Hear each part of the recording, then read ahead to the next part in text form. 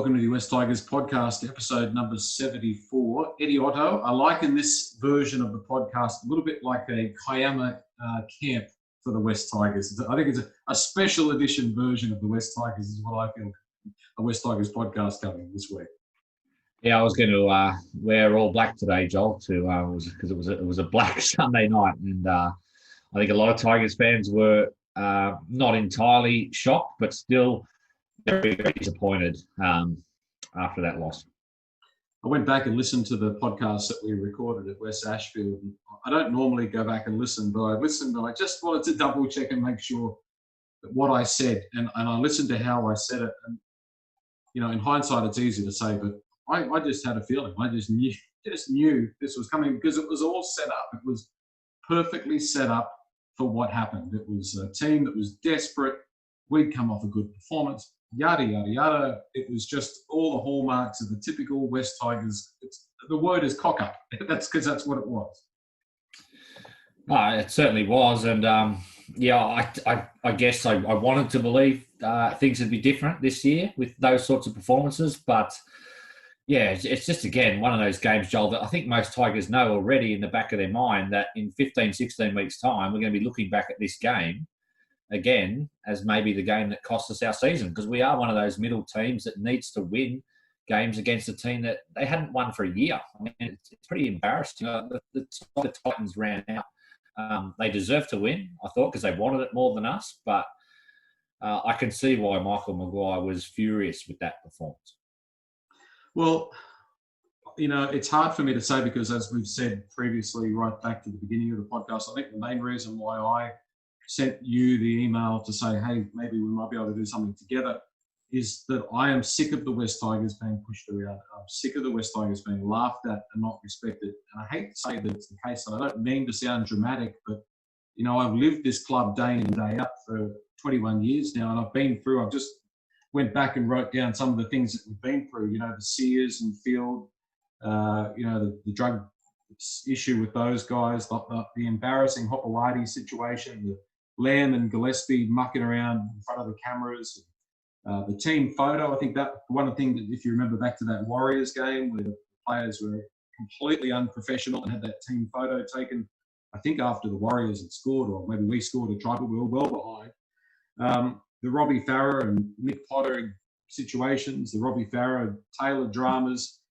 the loss of the Big Four, the fact that we appointed a coach and then the coach walked out on us 18 months later to go back to a team that had sacked him. I mean, we've been through a lot as West Tigers fans, but I think regardless of all that, I think after 21 years, it's time for this club to grow up and the line has to be drawn in the sand. Something has got to change. Yeah, well, I mean, we have been through the ringer, but I just want to win, Joel. I don't care how it comes about. I don't think Madge, we've seen this week, he's not afraid to shake it up. We've got the right coach, but still, it's like I said, it's like Groundhog Day. It doesn't matter who's the coach, it seems. We've got, I think, the best coach we've had since Tim Sheens, but we're still seeing a performance like that, which, even though I've said a number of times, I don't think this is a great side. I think it has to be near its best to win most weeks. But when you come up against a side that hasn't won for a year, and we're heavy favourites, and Joel, even though I was going out to dinner Sunday night, and I arrived at dinner, I missed the first 20 minutes of the game. It was 12-0, and I thought, oh, here we go. We're actually going to put a side away and just win this game comfortably, and, like you said, do a professional job. And as soon as it went to 12-all, straight away I was offside with the game. I didn't really care if we won the end. I mean, we papered over what was obviously it would have been better to win and have 3 wins from 4, but it just, again, 12-0, straight back to 12-all, and the energy was all with the Gold Coast in the second half, and I thought that they deserved to win, even though it was a fluky sort of short kickoff in the end, and just infuriating because I can just sense that it's going to be a game that we look back on and costs us in those fine margins and make it fine. Yeah, well, yeah, I agree. And I felt the same thing that you did as soon as it got back to sort of 12-all. It was just all the running was with them. And I watched the Roosters game and I watched the Knights game. And a couple of things really stood out to me in what those two teams did that we didn't do. You know, the Roosters had that game won. The last minute of play, I think they were playing Melbourne, weren't they? We're playing Melbourne. Roosters played Brisbane. I think it was Brisbane. Yeah. Brett Morris saved a try in the last minute, didn't he? Their defence in the last minute, despite the fact they were well ahead, was desperate. They had each other's back. And everybody has I'm no lover of the Roosters, absolutely not. But you have to admire them for that attitude they bring. They're leading by 59 points, and they wouldn't concede one try. And then the same ground, 24 or 48 hours later, we just look soft. Soft is just the word. We have no mental toughness and agility, and physically, we look weak. We just seem to have, like we're running in concrete all the time. Because if you look at the Knights in that game they played at Campbelltown, their line speed, and they were coming up in a straight line, 5 or 6 guys at a time. Mm. And we were just waiting. This is typically what we do. The opposition steps up the tempo. The Tigers don't have a response. And it feels to me sometimes like we're just not fit, or we just don't have the muscle, or I don't know what it is. But we were just waiting for the Coast to come to them, which allowed the Gold Coast to set the tempo of the game. And we couldn't match them when they stepped up. Yeah, it's interesting examples to bring up there. I think obviously the Roosters, that's become their hallmark, as good as players as they have, and they have way better players than us for me, and that's maybe an excuse, but I think that's the reality. But they do set that standard in defence where they've won competitions off the back of defence, and if defence is an attitude thing, Joel, we've conceded 100 points in the first 4 games, so that's a fair amount of time to judge a team on. I mentioned that last week, even though we beat Cronulla. And it's not like a particularly hard draw. And we've had 40 put on us by Newcastle. Gold Coast scored 28.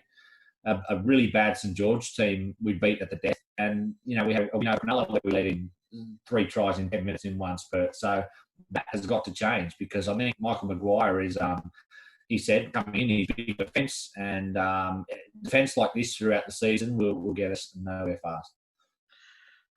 No goal kicker remains, I think, a perennial issue. And obviously, we'll talk about the team named for the game against Canberra shortly. But, I mean, how did we go into this season without a recognised goal kicker? I just don't get it. This has been a problem for how long have we not had a goal kicker?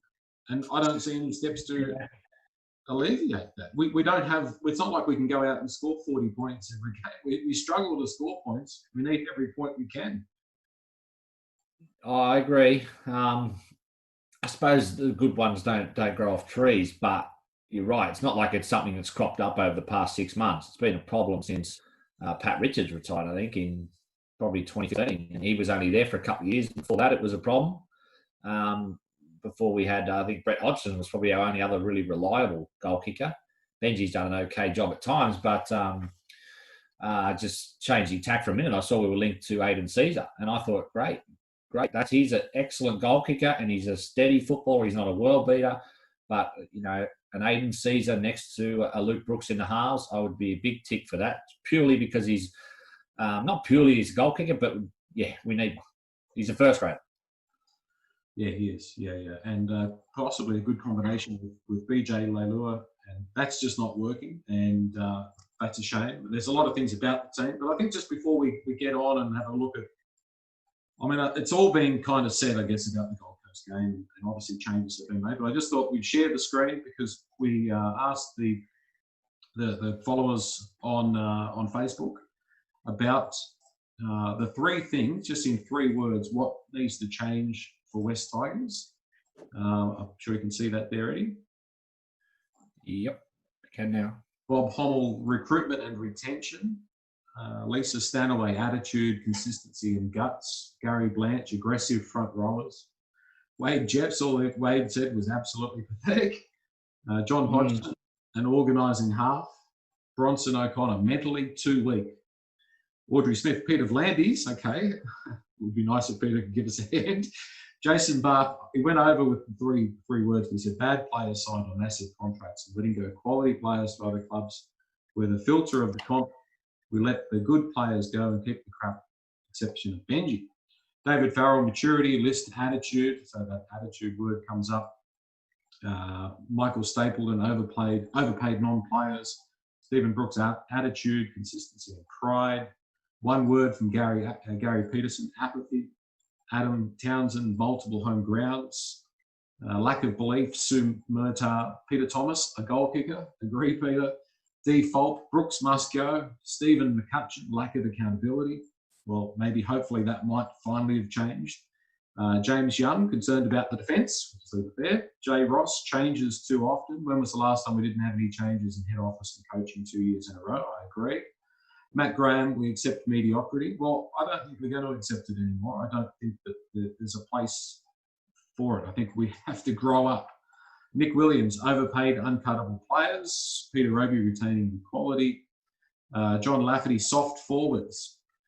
Thomas Clark, be more professional. Glenn Collis, letting good players go. Murphy, AC, 3 things, not words. Too many home grounds. I can't quite get into the rest of Murphy's, but he made a couple of really good points. Peter Boland, stop buying reserve graders. Justin Miller, underperform, under expectation. Aidan Montano, Magpies, control board. The politics there. Liam Hilton, no consistent performances. Fabian Capetta, lackluster recruitment retention. Pretty much agree with that. Nick Williams, wrong players, top 30. Owen Clark, earn your position. Jack Colston, consistency. Dean Norton, big bench impact. Danny Katz, buying wrong players. Michael Linwood, drop underperformers. Shane Pollard, commitment, consistency, defence. Patrick Padgen, passion, performance, consistency. David Farrell, maturity, wisdom, attitude. We had Michael and David before, but there you go. So a real mix, but it seems the word accountability and attitude seems to be coming up a lot there among the West Tigers podcast fans on Facebook, and I tend to agree. I mean, you can look and you can focus on coaches and players and home grounds, but we've had a serious lack of attitude and had a serious lack, I think, of maturity here. Yeah, I don't know if I agree entirely. I think, if you go through the last 8 years, Joel, with no finals, and let's include this year, take the 9th year. In all of those 9 years, we were not in the top 8 teams at the start of the year in terms of the betting market. So that's saying we have a poor roster. So for me, it does start with players. We've got to get better players, and for me, players make coaches, and players can sack coaches. And I think there was a time there where perhaps we did have better players.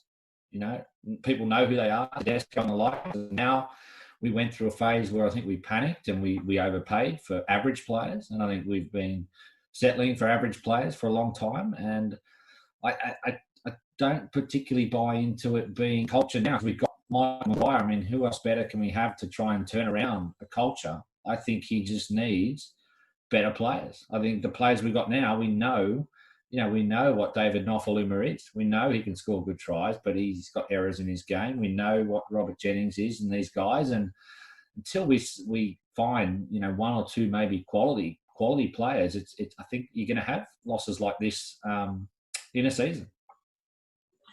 I think the thing that stood out to me in that Gold Coast game was a lack of a leader. There just isn't that hard head there that grabbed the team by the scruff of the neck. And again, if you remember, we discussed what happened to Josh Reynolds in that Dragons game, how he was being pushed around and nobody came in and told the Dragons players to get lost. There is no hard nut leader there and I think we're missing that terribly. Well, I've wrapped Michael Maguire, but I think he's made a poor choice with Moses Mbye as captain. Because I agree 100%. I don't see any leadership in Moses, not in performance or in his chat on the field. He doesn't have a presence. He's now playing in the centres, playing poorly. I'm not playing poorly, but no real involvement, no quality, and no value for money at the moment. So it sounds really harsh. I know he's a nice guy and he's a reasonable first grader. But that was just a stuff up of a signing, $800,000 for a guy who had changed positions at Canterbury 2 or 3 times. So maybe we shouldn't blame him. He didn't pick himself as captain. But, I just can't see, like you said, that leadership there. We're relying on, Benji, who's right at the tail end of his career, to step in as a co-captain. And then underneath that, do you see anyone else, Joel, emerging as someone who can really fight fire with fire on the field or fire up this team? Well, the only person potentially would be Russell Packer, who has been named on the bench this week, and it's great to see him back. But we don't know what we're going to get from Russell. But I can't see any other logical leader there. Really, maybe Josh Alloy, but I just don't see it. We haven't had that guy really. I mean, so if you look at some of the really great teams, so Newcastle back in the 90s, you know, it was the Andrew Johns show, and you had like a supporting cast of players, and he was sort of at the pointy end of the ship there of what Newcastle did. Who's been our franchise player? Who's been our star player who's held this club together? We haven't had it. We're desperately lacking that guy that sort of takes the club by the scruff of the neck and has that ownership of the club and drives it forward.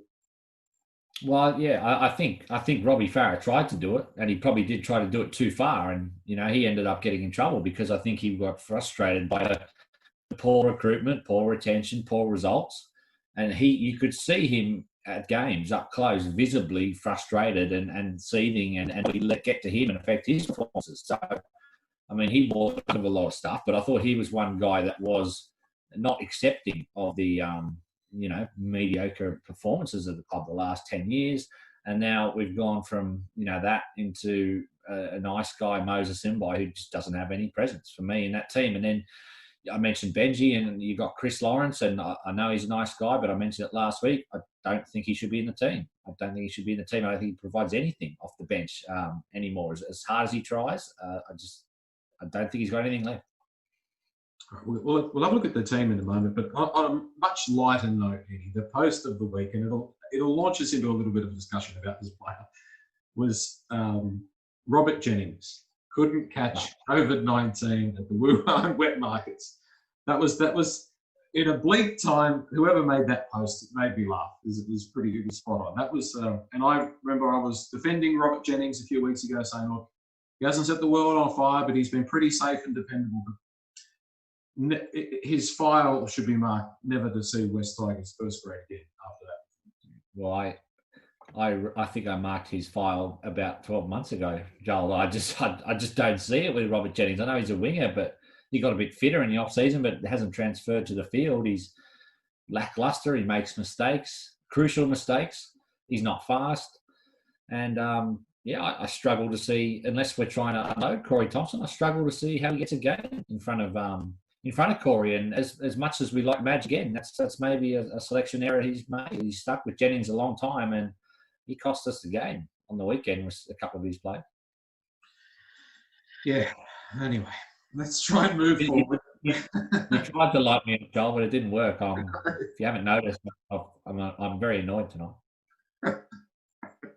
Well, I was so annoyed on Sunday night that I had trouble sleeping. And that's not normally the case when it comes to football, but I felt like we had just been treated so disrespectfully. And you make your own respect, and you do that. I understand that. But I hope it was a line in the sand. And I hope that Michael Maguire can now grab the club by the scruff of the neck and make these changes that, to most of us, seem pretty obvious. We're playing NRL 2020. You can look at you can model off at least four or five teams that are doing these fairly basic things. They've got a good goal kicker. They've got strong forwards. They've got this and they've got that. They've got a bit of pace out wide. I think that's the thing that comes back to, we've mentioned it 100 times. We have no pace out wide. The ball goes out wide and there is no threat there because there is no speed. But again, what have we done to fix that over the last 12 months? Yeah, well, I think in fairness, I think Madge he knows about that. I think some of the signings he's made, that guys who are not even at the club yet or haven't played yet, he knows this is not a roster that's going to take us to a premiership. You can't say that, but I think, Joel, if you fast forward to October, November, or just say at the end of this year, at the end of 2020, you had all the top 30 off contract. I mean, realistically, you'd probably get rid of half of them. Well, like the value for money they're on. Yeah. You probably say that's a bad contract, or that's he's past his best, and that's where we're at. I think we're a side that is a middle of the road roster, slightly below middle of the road, probably according to most neutrals. No one expects us to make finals, so I argue the last 2 years we've actually done okay to finish ninth, and that might sound defeatist or accepting mediocrity, but I come back to getting better players, younger players, more speed, more power, a couple of good signings in the off-season. But our best player at the moment, Joel, for me, we don't even own him, Harry Grant. I think he's our best player. I think he's been the most consistent the last couple of weeks, and I think he will be because of where he's come from. Yeah, and that's disappointing and depressing in itself. But you're absolutely right. I thought, look, Adam Dewey on the forum and on Facebook, a few people sort of saying defensively he was caught out a few times, and he is still learning the position. But I thought he was safe, and I thought he provided a bit of an attacking option from the back. I wasn't overly disappointed with Adam's game. I thought he was if we're looking for slim sort of positives out of the game, I thought at least I felt confident when the bombs went up and when that Adam was going to get them, and that's something I haven't had for a while. I think he's been good, Joel. His first 2 games at fullback against Sharks and Titans, and he's upped his involvement in attack. He scored a nice try, combining with the halves early in the game, and he's strong. He's going to get bigger. He's only young. So I think he's a player that has got a lot of growth in him, and that's what Madge has been brought to do, is improve players. I didn't like the bench the last 2 weeks. I sort of tried to convince myself to like it last week because we kept a scoreless second half, but I think both weeks, Joel, we've been up 12-0. And as soon as maybe Josh Alawai's gone off the field, we've given up ascendancy, and there's just no impact on that bench in terms of power and aggression, is there? Do you think Madge has maybe overthought that a little bit with his bench? Oh, I definitely think that not having Musgrove there has been a big stuff up. We've had no impact. You could see it in the Cronulla game. Thankfully, the Cronulla bench had no impact whatsoever as well, pretty much. So we were able to sort of weather that storm. But you're right. I mean, as soon as we got up that 15-minute mark, and McKaylee and Alloy basically ran out of puff, and the whole team ran out of puff. So you're spot on. The mix wasn't right, and we spoke about it last week. Neither of us were particularly comfortable and happy with it, but we went with, as you say, we went with it because it worked against the Sharks. They got the result. Walters had a pretty good contribution in that Cronulla game. But look, I think the thing is with the Gold Coast, full credit to them. They did their homework on West Tigers, how to beat West Tigers. Good line speed and defence. In attack, what they did around the market, they frustrated us there, play the ball. And, their defence, their offence, I should say, was quick play the balls, straight down the middle, and then spread it out to, especially targeting, once again, our right-hand side. And it was, and the way they did it as well, with the way that they changed the team before the kickoff, they did everything they could to get that win. They played the perfect game for playing this time. Yeah, they sure did, Joel, and they've had a good record against us, and just very, very disappointing. Just finally on the game, I've been high on Luke Brooks the past couple of years, but that's the sort of game I get. There's a fair bit of reaction on Luke Brooks, sort of in the forums and stuff like that after just a loss like that. He's the sort of guy who should be stepping up as a leader and really barking and owning those situations when you're sort of 12-0 up, and you've got to put the foot on the throat and dominate a game. It just feels like he's still interviewed. He's a nice guy, but he still seems like he talks like he's 19 or 20. It's just that maybe that's his just personality. But again, that's the sort of game I would get really disappointed in from a player who's played more than 100 games now. Yeah, there was a scrum, and I was watching him, and we didn't have the feed, and he was silent. His mouth was closed. He wasn't saying, he wasn't barking orders and commands. He wasn't steering the ship.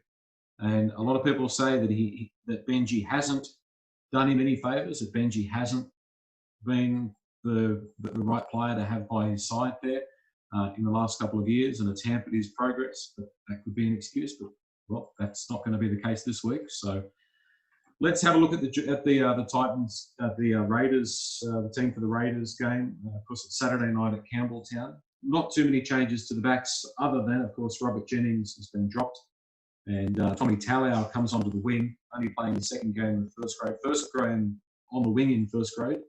And of course, Josh Reynolds, he'll have to be driven to the game because he hasn't got a driver's license, which is a face palm moment in itself. but he's starting at 5'8" alongside Luke Brooks. Would you have made more changes, Eddie? Will there More be changes? before the game? Is it half the team's changed, Joel? I don't know if I could have made more changes. I think Magic. Just talking about the back line anyway at this stage. Yeah. Well, Robert Jennings would have been out straight away, so I agree with that.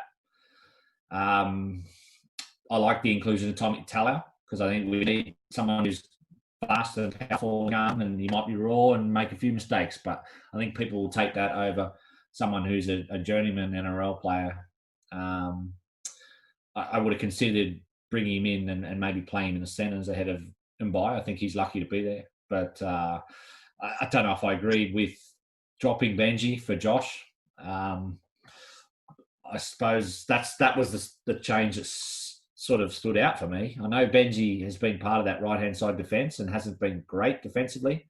I don't think he's getting a lot of help next to Joey Leilua, and I'm not sure if it's Garner inside him now, but yeah, I was surprised by that change, and I'm not necessarily more confident that Josh will be a better partner for Luke Brooks than Benji was. But Madge he's sent a big stick there and a message, and yeah, that was the one. Did you agree with that change?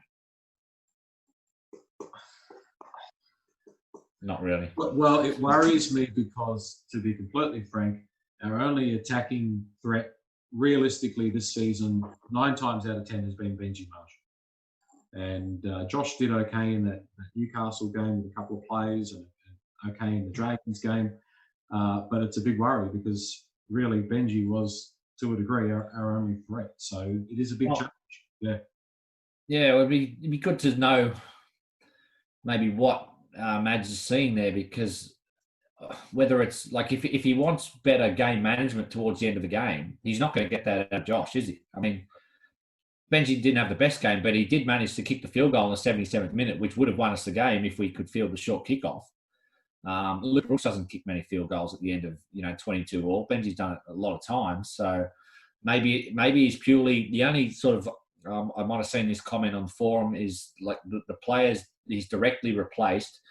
Maybe Madge feels they can bring that little bit more speed and energy to the performance and more powerful running. For instance, he's replaced a Packer with an Old Clark.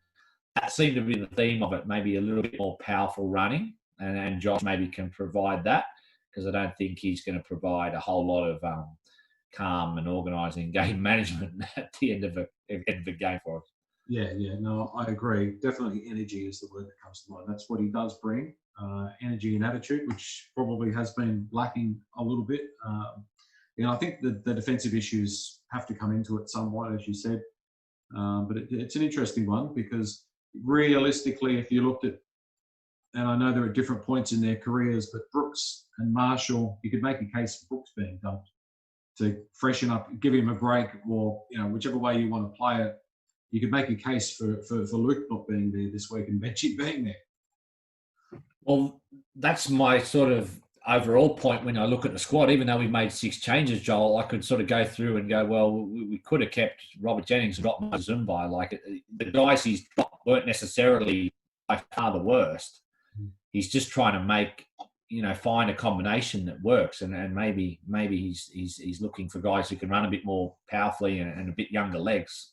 Yeah, I wonder if there's also an element of the centres are being starved of quality ball as well, which is why 2 guys that are extremely experienced, representative players in BJ and Moses Mbai, basically have been passengers in attack. They're just not getting any crisp ball. Yeah, no, it's fair, but I suppose that comes back to getting a roll on as well. I don't think Josh Reynolds is going to provide crisp ball. It sounds like I'm hating on him, but his strength for me is his running game and sort of backing up some offloads. So I don't think they'll be getting any better ball off Josh than they would Benji. So I don't think that will solve that issue. Up front, Josh Aloiai retains his spot, as does Harry Grant. But Zane Musgrove starts in the front row, which I think is a very good inclusion. I think Michaela's too young to be starting at this point, given the balance of the forward pack that we have. Leilua and Lawrence in the second row, and 12 remains at lock. A little bit of talk that Garner may have been injured. He got an elbow to the throat, I think from Ashley Harrison at one point in that game. But I wouldn't be surprised if that does change come game day. That's just my feeling about that. I don't think Garner had a particularly poor game. I thought he was decent. He shows some really good glimpses, but I think he's much more comfortable on the left-hand side of the field if we do play him. Yeah, I agree. He formed a good combination last year with Luke Brooks on the left. I think his form's been patchy though this year. Patchy at best, defensively and in attack. So he was one guy who I suppose was in the crossfires when Madge was making these changes. I like starting because I think we need more impact from the bench. So we get McKaylee and Packer on that bench, which I like a lot more.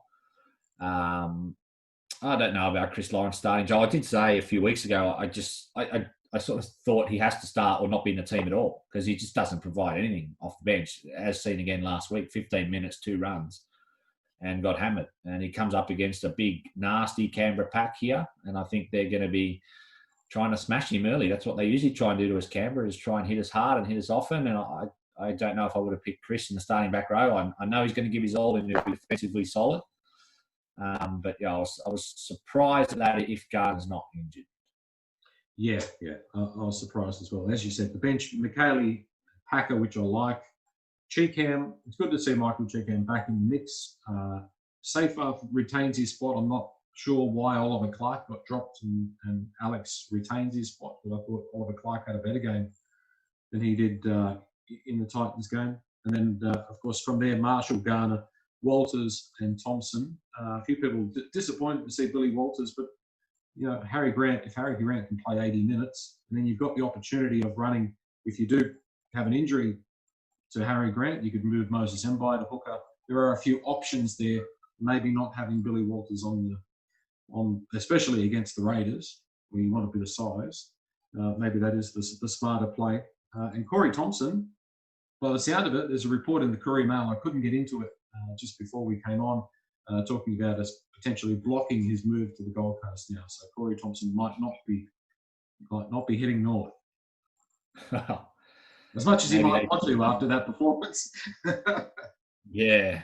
I don't know. Maybe the Gold Coast found some form last week and they don't want him anymore. But yeah, we'll see, Joel. But yeah, it's sort of just, we could come out this week, Joel, and win. And I still would trust the team. I think that's where you're at, is that you sort of, it's this thing where I'm expecting some sort of reaction. We usually do after a poor loss, but it's going to take me another month or so of consistent sort of form to trust the fact that we are slowly going forwards, because that was just a big, it was like a knife in the heart on the weekend, that sort of display. Well, the thing that I've seen over the last 20 years is that there is definitely, as we were able to talk about last week, because we both had exactly the same thought. As we mentioned at the beginning of this podcast, we were playing a team that was desperate. We off a decent win ourselves. All those factors, we knew what was coming, right? So what's happened with West Tigers over the years is traditionally there's been a bounce back, right, which has been absolutely playing out of their socks, maybe not winning, but putting in a really top, full-hearted performance against a good team. But then it's not really, neither game is really the standard of where the team is. And so what happens is it's like almost like wallpapering over the cracks, whereas if you look at a lot of other teams, their performance is quite consistent. They have the odd game that's down, other game they'll be right up for it, but generally there. But we're like this, and we have been for years. So I'm expecting a good performance, but I don't think it's necessarily a good litmus test of exactly where we're at, if that makes sense. No, I agree with that. That's sort of the point I was trying to make, is that, we could come out and beat Canberra or take them to Golden Point, and, we could be all happy about that. But then 2 weeks' time, we've got to play Canterbury, and how we're going to go against them. So it's going to take more than a good bounce back win or, to sort of get me really confident that we can making this improvement. Because at the moment it's sort of one step forward, one step back. Raiders good side though. So I think we're pushing. We're going to be underdogs, and probably suits us, Joel. Yeah, well, I've got a few names here that always give West Tigers fans and maybe a few West Tigers players nightmares. Josh Papali, Bananas Louis, Havili, and Soliola on the bench. They are the team that is the yin to our yang. You know, they really do smash us because they've got that size and power. And we've had all sorts of troubles with them the last couple of years. And if the West Tigers don't turn up, they turn up with a shoddy attitude, it will be 50 or 58 nil. Yeah, well, Ricky Stewart's game plan is going to be pretty obvious, and his speech will be pretty easy. He'll be saying, "Let's go out, let's line speed, let's try and put these blokes flat in their face early and dominate physically." And if we're not up for it, you're right. They're the sort of team that can get away from you very quickly. I like the changes Madge has made to the forward pack because he needs to get some size and aggression in there. But it's going to be an uphill battle against that Canberra side who are coming off a disappointing loss themselves. Exactly. All right. Should we leave it there? We might think that'll do us for a week. It's been a very emotional podcast, this one. Well, I was going to say, Joel, that it could be worse. I mean, you could be St George Illawarra. I mean, you can't say they're a side that produces consistent. They are consistent. They're consistently awful. And I mean awful. That was one of the worst games of rugby league I've ever seen on Monday. Canterbury sort of improved after about half an hour, but it was awful. And you got a big, massive club with all the pick of the talent and the Brisbane Broncos. Imagine what their fans are thinking. That was like a training run for the Roosters. So as bad as we were on the weekend, there are a couple of sides maybe going a little bit worse. That's positive, is it? But at least both of those clubs have been in the finals this decade. Yeah. I know what you mean, but I mean, St George Illawarra, they've probably only been in it once or twice, and Brisbane should be in the top 4 every year, the amount of leg ups they get. So, let's wait and see what happens this weekend. But they were two teams that dead set did not have a go for their fans. Yeah, it's good fun following a rugby league team. I recommend it highly. Take it easy, Eddie. Thanks, Joel. See you next week.